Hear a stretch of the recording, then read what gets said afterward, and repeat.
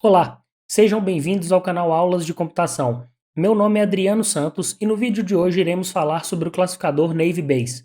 Mas antes de falar sobre o tema da aula de hoje, vamos pedir aí a quem está assistindo essa aula, e não é inscrito no canal, que se inscreva, chegou aqui no canal através desse vídeo, deixa o like, comente se tiver alguma dúvida, alguma melhoria que possa ser feita em algum vídeo ou desse vídeo ou outro vídeo do canal que você viu, Não deixe de comentar aí, esse comentário é muito importante para que a gente melhore o canal. Então, dê essa força, se inscreva, O nosso objetivo é trazer o máximo de aulas possíveis dos cursos de computação e correlatos aqui. E à medida do possível, nós iremos adicionando mais aulas. Então, vamos lá ao conteúdo da nossa aula de hoje. Bom, quais são os objetivos do nosso algoritmo aqui, o Naive Bayes? Tá? Primeira coisa, ele é um algoritmo de classificação. Nosso objetivo com ele é classificar. Tá? Não é muito usado para outras técnicas, não, tá? Para predição, regressão, outras coisas. O objetivo nosso aqui é classificação. Ele é bom, muito bom para bases de dados que tem poucos dados. Então, suponha que você tem uma base lá que está toda falhada, com colunas, estão faltando dados, diversas linhas sem dados. Então, aquela base que está assim, toda furada, cheia de furos. Então, esse é um algoritmo bom para ela. Tá? Eu vou falar o porquê disso lá na frente. É um algoritmo que se baseia na independência dos preditores. Tá? Então, ele não leva em consideração todas as variáveis ao mesmo tempo em conjunto. Ele calcula as probabilidades, ele trabalha com probabilidades. Então ele olha cada variável com uma probabilidade separada, independente. Então ele baseia-se na independência dos preditores, ou seja, das minhas features do que eu estou querendo trabalhar, da minha base de dados. Então um classificador Naive Bayes, ele assume que a presença de uma característica em particular, numa classe, não está relacionada com a presença de outro recurso. O que isso quer dizer? Vamos lembrar lá da última aula, do exemplo da íris, que a gente tinha 3 classes que eram íris setosa, íris virgínica e íris versicolor. Cada uma das classes tinham vários indivíduos, correto? Lá no caso tinha 50 indivíduos em cada classe. Cada indivíduo de cada classe, cada flor de íris que está classificada em cada classe, ela tem 4 características, 4 features, que no caso são as características delas, que era a largura e comprimento da pétala e largura e comprimento da sépala. Então, essas são as features e as classes são as flores de íris, que são classificadas aí. Então, ele considera independência entre cada uma daquelas features, ou seja, largura e comprimento da sépala e largura e comprimento da pétala. Ele considera que cada uma é independente e nenhuma depende da outra. Então, ele considera independência total entre essas features de cada classe. Então, é assim que ele trabalha. Como que ele funciona? Esses classificadores bayesianos, ele encontram a distribuição de valores de atributo para cada classe nos dados do treinamento. Tá?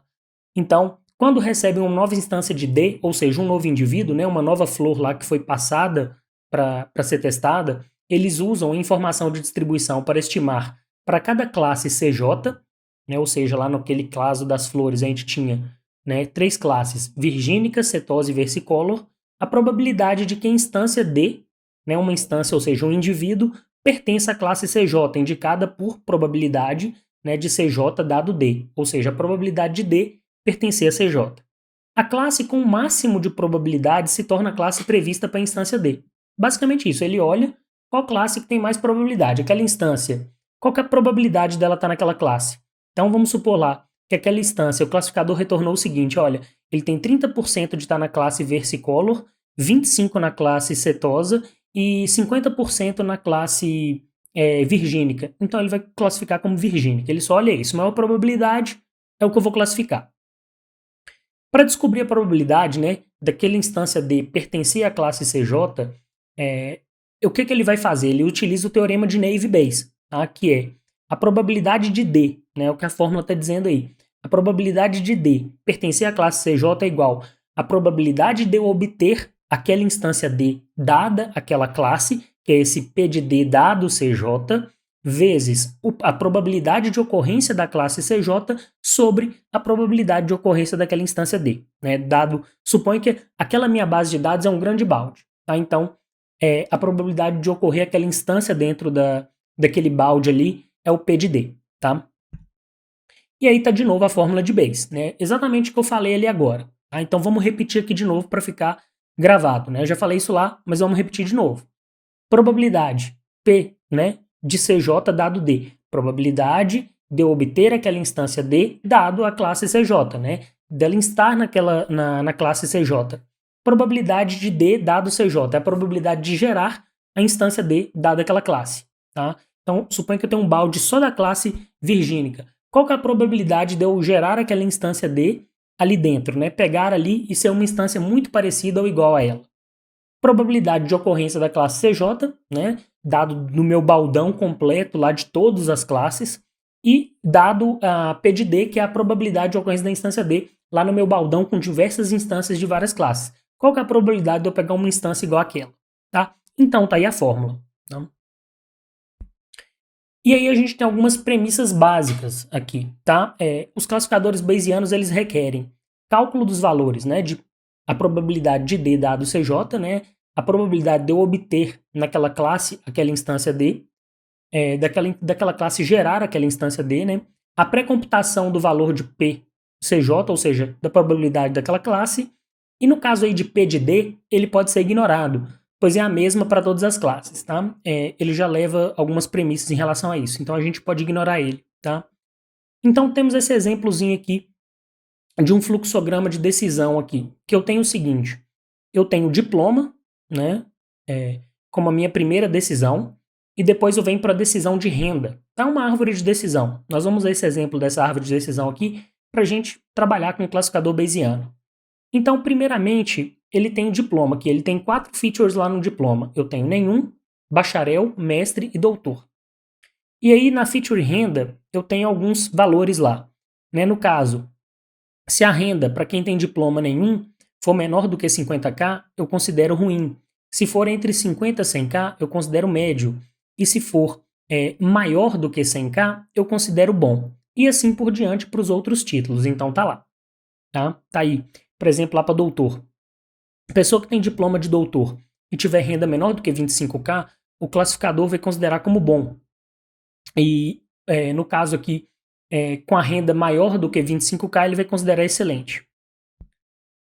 Aí, continuando esse exemplo. Então, vamos voltar nesse exemplo aí que a gente usou de árvore de decisão, mas agora vamos utilizar somente o atributo renda na classificação. Então, a gente quer classificar uma pessoa cuja renda seja de 10 mil. Tá? Então, a pessoa lá é uma pessoa que a gente não viu, o algoritmo não viu, é um algoritmo que vai trabalhar agora com Naive Bayes, e a gente quer classificar ele. Aí a renda dele é essa, 10 mil. Nós assumimos que os valores de renda foram distribuídos em baldes. Suponha que as rendas estão em baldes, né? Cada um daqueles valores lá, daquelas faixas, estão em baldes. E aí a gente assumiu que os baldes que contêm o valor 10 mil também contêm valores no intervalo aí entre 9 mil a 20 mil, tá? Então a gente está colocando aí, o balde que tem valor de 10 mil também tem, o intervalo dele é de 9 mil até 20 mil. Então 10 mil está no meio aí. Então suponha que entre as instâncias da classe excelente, né, quem está sendo considerado lá como excelente, né, a classificação de renda, aquela árvore lá serve para classificar renda, a probabilidade da renda estar entre 9 mil e 20 mil é de 0,1. Então, a probabilidade de eu pegar um cara de 10 mil, né, excelente, ali, é 0,1. Enquanto a probabilidade das instâncias da classe bom estar entre 9 mil e 20 mil é 0,05. Então, tá aí, já tem as probabilidades. Tá? Então, tá classificado ali ó, como a classe bom 0,1 e a classe excelente 0,05. Não, perdão. Classe excelente 0,1, 10%, e a classe bom 0,05, 5%. Então já temos o P da classe excelente e o P da classe bom, já calculamos ele. E aí uma fração de 0,1 pessoas foram classificadas como excelente e 0,3 como boa. Então a probabilidade de dado D, de eu obter D, aquela instância dele de 10 mil, dada a classe J vezes P de CJ, que é justamente a parte de cima da fórmula de Bayes, eu não preciso de preocupar com o P de D, porque eu estou considerando que todas as instâncias ali são iguais. Para excelente é 0,01, que é justamente o quê? 0,1 de calcular lá da excelente está entre 9 mil e 20 mil, e a fração de pessoas que foram classificadas como excelente, né, que é o P de CJ, que é 0,1. 0,1 vezes 0,1 vai dar 0,01, 1%. Para excelente. Enquanto para classe bom, né, para eu classificar esse valor aí da pessoa com renda de 10 mil, para a classe bom é de 0,015, ou seja, 1,5%. Então, o que ele vai ser classificado, essa pessoa que tem renda de 10 mil? Ela vai ser classificada na classe bom, só pela renda dela. Tá? Não estou olhando diploma, estou só olhando a renda dela. De acordo com a renda dela, eu criei vários baldes de renda, ela vai ser classificada de acordo com o algoritmo aí na classe bom. E de acordo com aqueles dados que foram mostrados aqui. O algoritmo conhece isso aqui, ó. Ele conhece somente esses dados aqui que foram passados para ele. Então, de acordo com o que ele viu, ele vai te retornar isso. Olha, a pessoa com 10 mil aí de renda, eu vou classificar como uma renda boa. Tá? E de acordo com aquelas classes lá. Tá? De acordo com os baldes que eu vi lá de renda para as classes. Então é isso aí. Esse é um exemplo. Tá? Algumas considerações. Só que para a gente classificar uma instância, as coisas não são tão simples como esse exemplo que a gente fez. Esse exemplo é muito simples.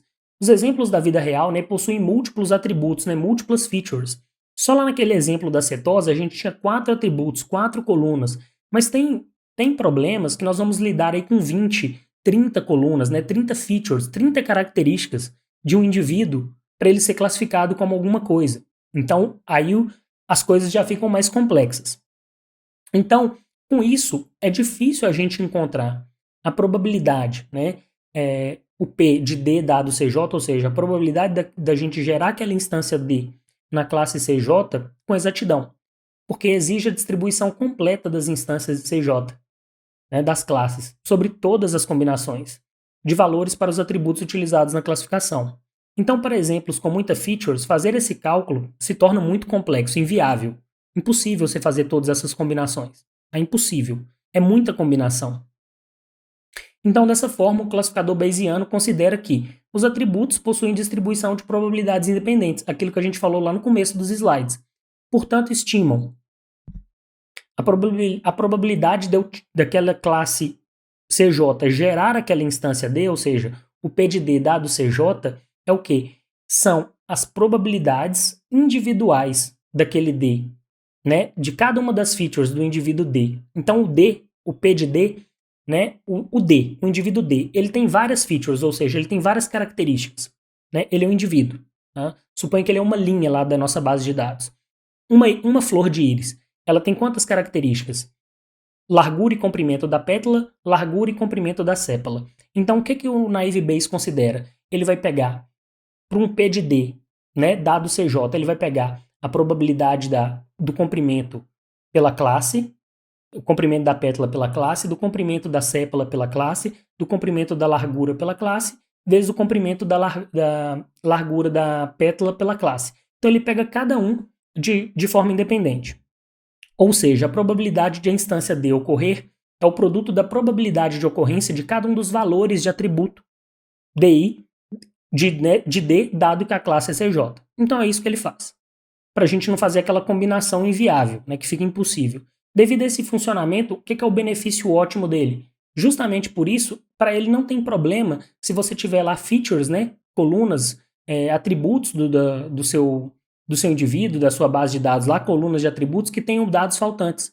Para ele não tem problema, porque ele calcula individualmente cada coluna. Cada coluna é independente uma da outra. Então ele calcula a distribuição de probabilidade independente. Então esses valores desconhecidos, nulos, not a number, qualquer lixo que tiver lá dentro do seu dado, para ele não tem problema. Eles são simplesmente omitidos no cálculo da probabilidade. Isso não tem problema nenhum para mim, tá? Então esse é o poder do classificador Bayesiano. Ele lida muito bem com dados faltantes, aí, bases de dados que tenham muitos dados faltantes. Por outro lado, as árvores de decisão, né, elas não tratam de forma significativa atributos com valores nulos ou desconhecidos. Então, essa é a vantagem que o classificador Naive Bayes tem em relação às árvores de decisão. Pois ela precisa que todos os valores, né, ela precisa de tudo para fazer o particionamento. E a distribuição dos meus dados? A gente está falando de probabilidades. A distribuição dos dados é altamente importante. Então o classificador ele leva em conta quais tipos de distribuição quando eu estou fazendo aí o cálculo dos meus dados, né? Que tipo de distribuição que os meus dados devem estar. Então geralmente essas bibliotecas hoje, elas consideram sempre os 3 tipos mais comuns de distribuição: gaussiana, multinomial e Bernoulli. A gaussiana, quando variáveis contínuas seguem uma distribuição normal de probabilidade. A multinomial, distribuição útil para variáveis discretas. Bernoulli, modelo binomial último para variáveis binomiais, tá? Quando eu tenho ali variáveis binomiais. E o scikit-learn do Python implementa as 3 distribuições. Então agora vamos ver um exemplo em Python, para a gente ver como que está funcionando como que esse classificador funciona. A gente vai usar o Pandas, NumPy e scikit-learn, tá? A gente vai usar uma base de dados de passageiros de um navio. Ela tem várias instâncias lá de passageiros, vários indivíduos, ela tem várias colunas, que são as features, que vão caracterizar, né, que são dados que caracterizam cada indivíduo, e a gente quer classificar aquele indivíduo, né, se ele sobreviveu ou não. Então, dado uma instância que eu estou oferecendo para o meu classificador que ele não conhece, que ele não viu, ele vai dizer se sobreviveu ou se não sobreviveu, tá? Ao crash do navio. A gente chama de base de dados do Titanic, tá? Então, a base de dados, né, sendo uma específica que a gente quer classificar, que é a sobrevivente. Então, a base é aberta, ela está nesse link aqui, tá? Esse link funciona, tá lá os dados lá brutos, perfeitos para serem, para você baixar e trabalhar e colocar esse algoritmo para rodar. Pode seguir exatamente o código que está aqui, que vai dar certo. Você vai conseguir ver o funcionamento do algoritmo, tá? Aí você clica em Raw lá no GitHub e peguem os dados brutos aí. O que é que eu vou precisar? Primeiro vamos fazer nossos imports. Eu vou precisar do Pandas, eu vou precisar do NumPy, Matplotlib, tá? Se você for querer plotar algum gráfico, alguma coisa. O Time, que é uma biblioteca para lidar com data e hora, né? Coisas relacionadas a tempo, temporização no Python. O scikit-learn, Model Selection, para eu poder fazer aí, divisão na minha base de testes e de treinamento. E o Navy-Bayes, que é o algoritmo de classificação que a gente vai utilizar. Aí no caso aqui, a gente está importando aqui Gaussian, né, Navy-Bayes, Bernoulli Navy-Bayes e multinomial Navy-Bayes. No caso aqui a gente vai utilizar Gaussiana porque está seguindo uma distribuição de probabilidade normal aqui, a maioria dos meus dados, tá? Preparando os dados. Então a primeira coisa que a gente tem que fazer é carregar os nossos dados. Então, trabalhando com Pandas e NumPy, a gente vai limpar, ver como é que essa base está. É importante isso quando a gente está trabalhando com Machine Learning e ciência dos dados, a gente fazer essa limpeza aí dos nossos dados, tá? Deixar o dataset perfeito aí para a gente trabalhar. Então, primeiro eu vou importar o dataset localmente, eu baixei ele. Tá? Então, coloquei lá, né, como train.csv. Então, joguei nessa variável data aí. Tá? Então, usei aqui o PD, que é do Pandas, e a função aqui, né, o método readCSV, para ler o arquivo CSV. Agora, a primeira coisa que eu vou fazer é converter variáveis. Então, eu vou converter variáveis categóricas para numéricas, óbvio. Igual a gente fez lá no exemplo da última aula com os exemplos da Iris, né, da classe Iris. Tá? Então, eu não vou trabalhar com um dado categórico aqui, eu vou trabalhar com um dado numérico. Então, eu tenho aqui essa variável data, chamada sexCleaned, que eu estou limpando lá a coluna sexo, né, porque os meus passageiros têm sexo, que no caso é masculino e feminino. Então aqui eu chamei de a coluna, né, a nova coluna aqui de sex cleaned, que é sexo limpado, né, tipo, já foi limpo. Estou usando aqui o NumPy, ou seja, o que o NumPy está fazendo aqui? NumPy, onde data, né, lá no meu data, coluna sex foi igual a homem, eu vou colocar 0. Se for mulher, eu vou colocar 1. Aqui o dado de embarcados, né, se embarcou, né, em relação a quem embarcou ou não, tá? Tipo aí de dado. Então a mesma coisa, se embarked foi igual a S, eu coloco 0. Se não, né, continuando aqui o vírgula, se não, onde data embarked foi igual a C, eu coloco 1, e se não, onde o data embarked foi igual a Q, eu coloco 2. Para todos os outros casos, eu coloco 3, tá?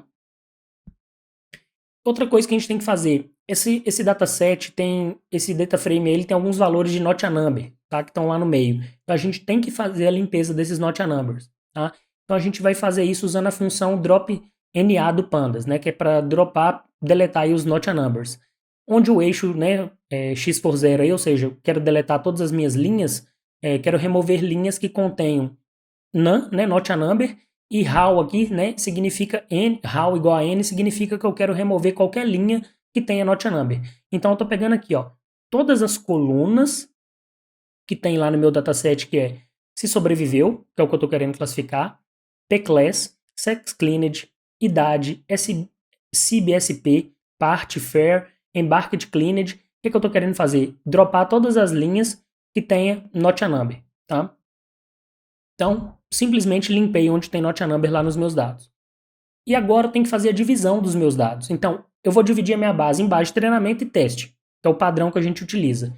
Então tá aqui, ó, criei duas variáveis.